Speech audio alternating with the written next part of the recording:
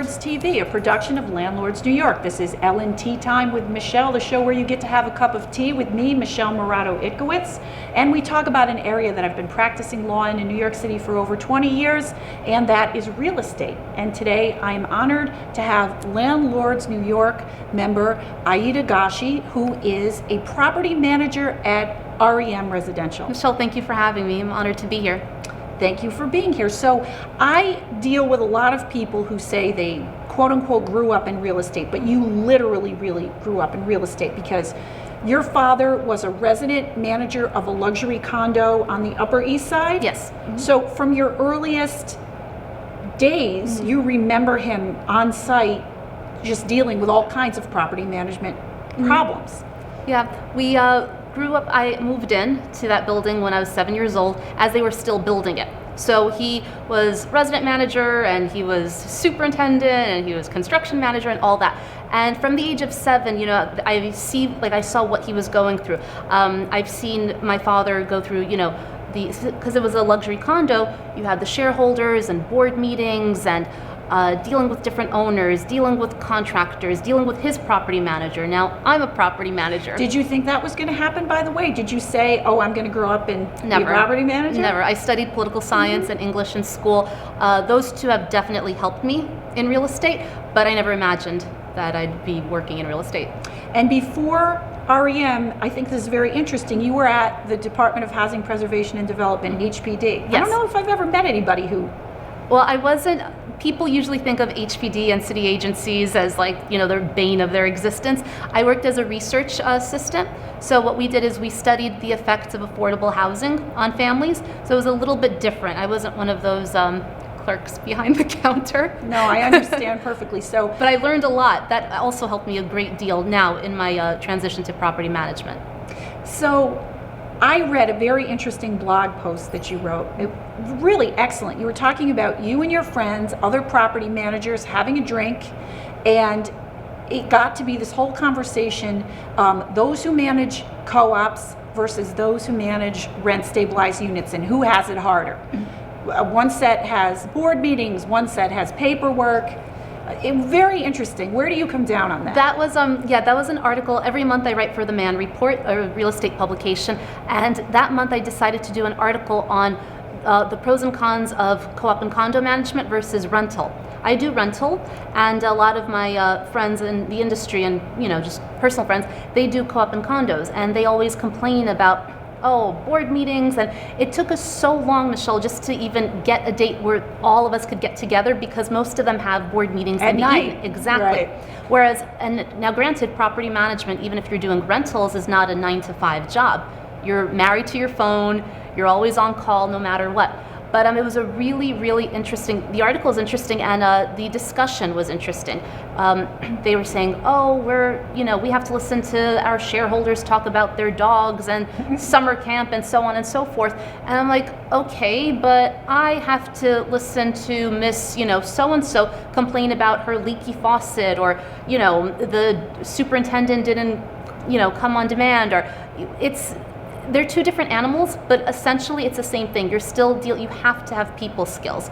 You have your landlords who are your clients for a property manager that does rentals, but if you're doing the co-ops and condos, your clients are They're kind the of your owners. clients too. Right. Actually, that was another interesting conversation we had off camera that I'd like to ask you about. You were talking about the phenomena of the first time homeowner shareholder, someone who's just bought their first co-op, and what they're like to deal with, how there's sort of a hybrid between shareholder and tenant. We manage a condo in Green Avenue in Brooklyn, and it's an up-and-coming neighborhood, Right. Great area.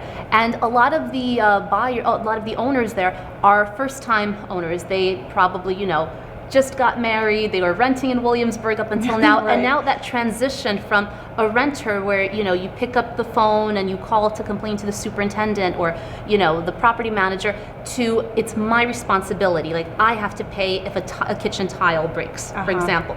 So a lot of them, they're not too familiar with the, they have to read that offering guide very carefully, but we're always there to help them.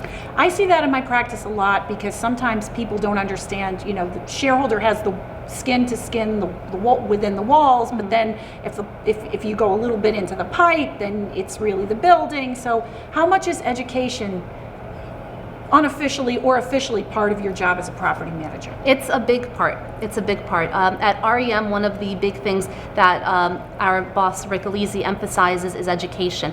Every single week we go to NIRM seminars, we go to RSA seminars, CHIP.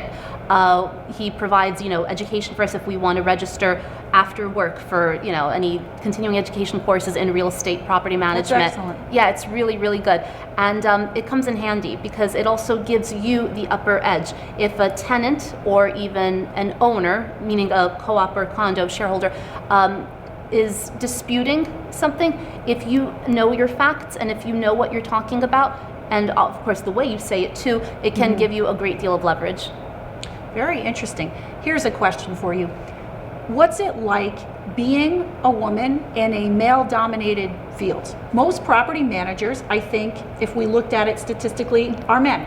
Now that's interesting because, like I said, every month I write for the Man Report, and there's always, the hardest part for me isn't the actual writing, it's coming up with a topic to discuss, to write about that hasn't been discussed yet. And we did a brainstorming session at work a few months ago about one of the articles, and then a lot of the girls, because in my company where I work, we're mostly female. Interesting. Yes, we're mostly female. And one of the girls said, oh, why don't we do an article on women in property management? And then my boss, Rick, and his wife, Shpressa, they were like, no, that makes no sense. I didn't plan that question. I just want the audience to know that. That was your curveball question. Very interesting. They were like, no, that doesn't make any sense. And we're like, why not? Because I thought, too, it was a male-dominated industry. But in fact, it's not. Really? Yeah, I was surprised. Many But when you go to RSA, CHIP, all these things, when you attend a function, it's a lot of men. Yeah. And that's what I thought. But so property management, you're saying, has an equal number of women? Yes. Very interesting.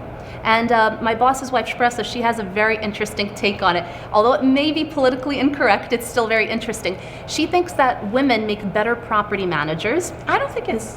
I think that makes a lot of sense. And I asked her, why is that? And she said, because women are always looking. She goes, look at a marriage. She goes, you're a property manager, you're married to your landlord, to your client, right?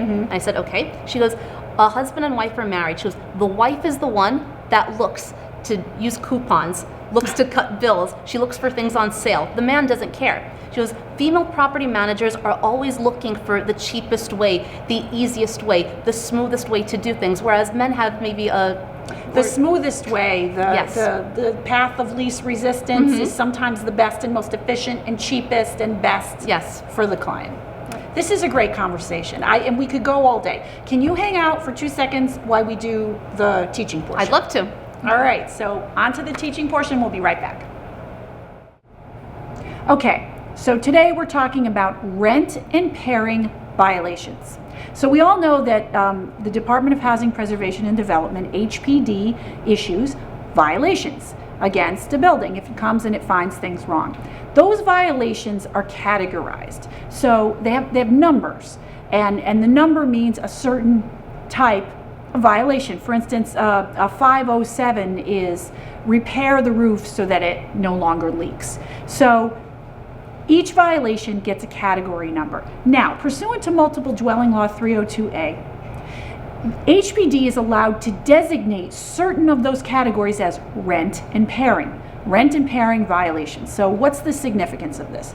The significance is that if a violation that is rent impairing is of record and properly served to the owner on record at that time with HPD, 6 months later, if that violation is still there, then the landlord is not allowed to recover rent from the tenant. So now let's take a minute here. I just said rent impairing violation, more than 6 months of record, landlord can't recover rent from the tenant. Now I want to clarify, if the tenant, that doesn't mean the tenant doesn't owe the rent. If the tenant is paying the rent, the landlord can take it.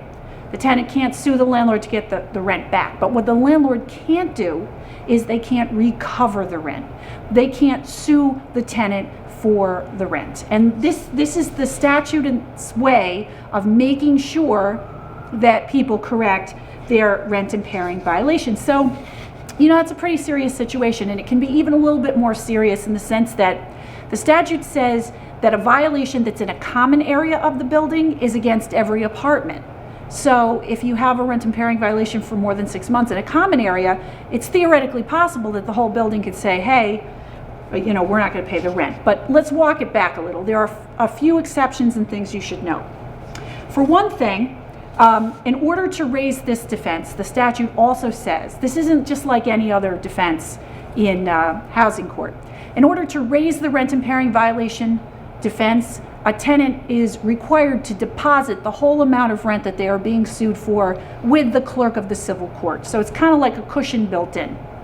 Also, a tenant can't raise the 302A rent impairing violation defense if they've caused the violation or if they're not allowing the landlord to come in to fix the violation. So how do you know if you have a rent impairing violation? You look on HPD and you see what your violations are, and the list of rent impairing violations, because it's updated periodically, you should check it. You're going to go on newyorkcity.gov and then to the rules of the city of New York, or you can just really Google list of rent impairing violations and you're going to get it. And then compare your violations numbers to those violations and see if they've been there for 6 months or more. Where I see this come up is a building that hasn't been purchased recently and also hasn't been refinanced recently, or maybe there hasn't been any program or subsidy that the landlord has submitted themselves to where violations matter. So the point is, if you haven't checked your violations in a while, if you've had a tenant who's been calling 311 and maybe HPD's been in there, check your violations. Everybody wants a violation-free building, but in particular, you want those rent impairing violations. You don't want them to hang around. Michelle, that was really interesting, the point that you made about the rent impairing violations, because I deal with professional tenants all the time. So that was definitely informative. Thank you very much. And you know what? This has been a great show. Do you think you could maybe come back in the future at some point and give us some more tips? I thought you'd never ask. Thank you. Thank you very much. Okay, so you're watching Landlords TV, a production of Landlords New York, and you've been watching L&T Time with Michelle.